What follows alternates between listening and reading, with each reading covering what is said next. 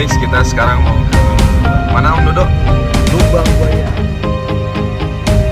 Assalamualaikum warahmatullahi wabarakatuh. Jumpa lagi bersama kami Sobat Pelaku. Kali ini kita akan mengunjungi destinasi wisata Museum Sejarah yang menjadi bagian cerita besar di Indonesia, yaitu Monumen Pancasila Sakti.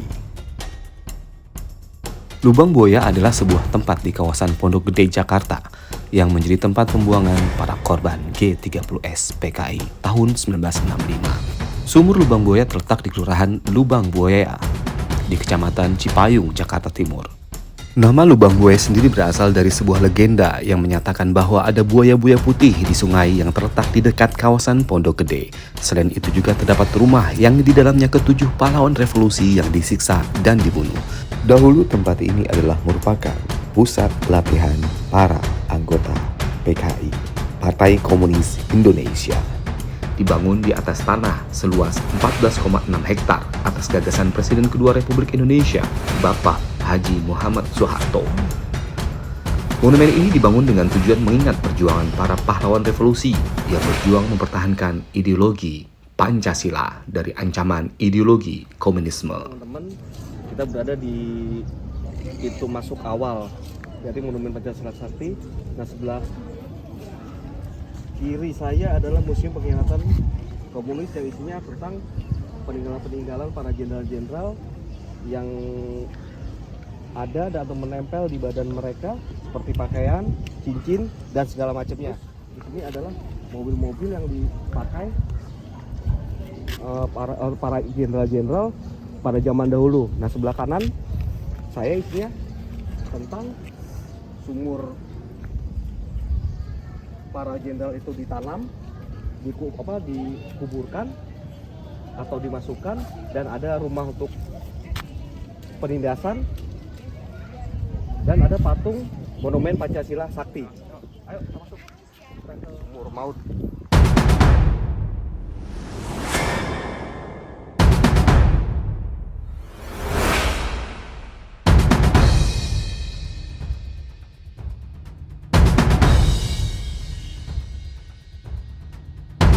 Sumur tua ini adalah tempat membuang 7 pahlawan revolusi. Jenazah ketujuh pahlawan itu ditemukan di sebuah sumur tua yang sekarang dinamai Lubang Buaya. Sumur ini berdiameter 75 cm dan dalam 12 meter. Setelah diculik, kemudian dianiaya dan disiksa, kemudian para pahlawan revolusi dibunuh secara kejam, kemudian dikubur di dalam sumur tua ini. Dan dalam keadaan bertumpuk-tumpuk di dalam sumur yang sangat sempit dan gelap.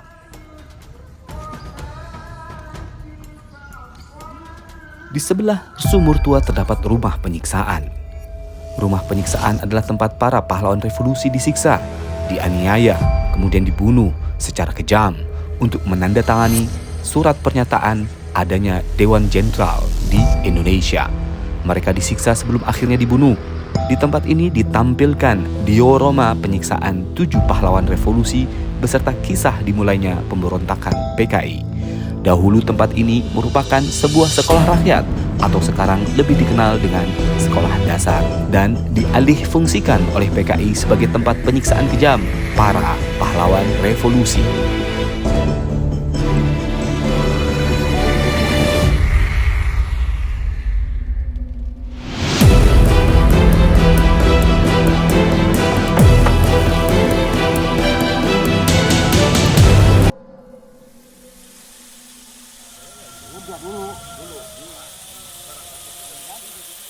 Di belakang sumur maut Lubang Buaya terdapat Monumen Pancasila Sakti.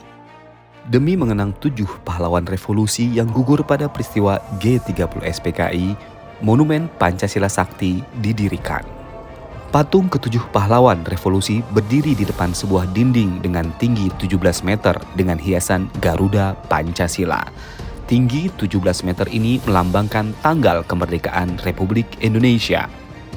Ketujuh patung pahlawan berderet diurutkan dari barat ke timur adalah Maijen TNI Anumerta Sutoyo Siswomiharjo, Maijen TNI Anumerta DI Panjaitan, Letjen TNI Anumerta R. Suprapto, Jenderal TNI Anumerta Ahmad Yani, Letjen TNI Anumerta MT Haryono, Letjen TNI Anumerta S. Partman, dan Kapten Anumerta PA Tendean.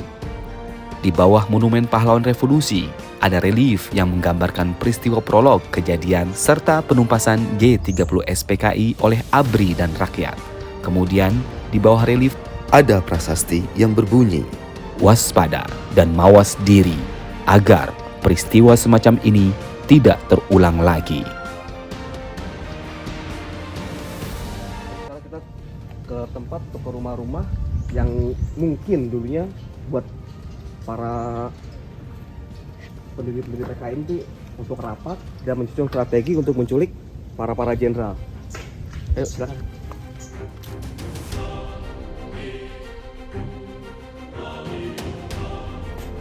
Rumah ini atau serambi ini diposisikan sebagai pos komando pada tanggal 1 Oktober 1965 bagi pasukan PKI bertugas menculik pahlawan revolusi.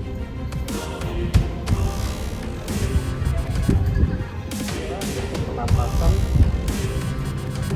yang untuk mereka ini jadi rejasi kayak gitu. Terus di ruang tengah ini ada lemari jahit. Nah, ini dia yang paling keren, lampu petromat. Ya, sudah bentuk penampakannya.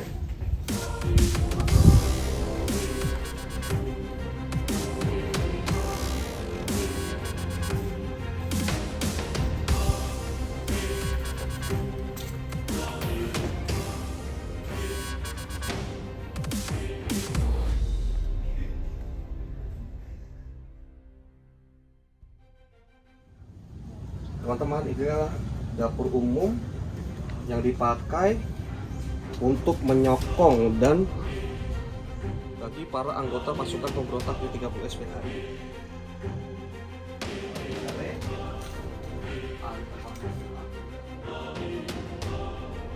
Dalam 30 SPKI kan mereka buat bikin kopi, buat masak juga.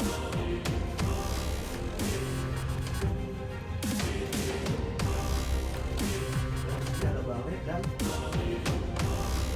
contoh genteng yang dipakai pada masa lalu.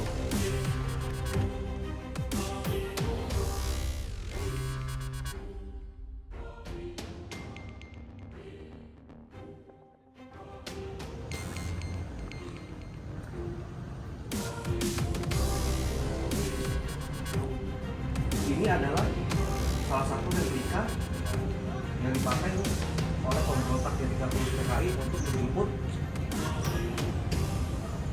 para jenderal dan mengangkut jenazah jenderal yang dibunuh di tempat. Ini bukan truk ABRI ya, bukan truk TNI ya, tapi ini adalah truk lori yang dirampas secara paksa oleh pasukan G30 SPKI.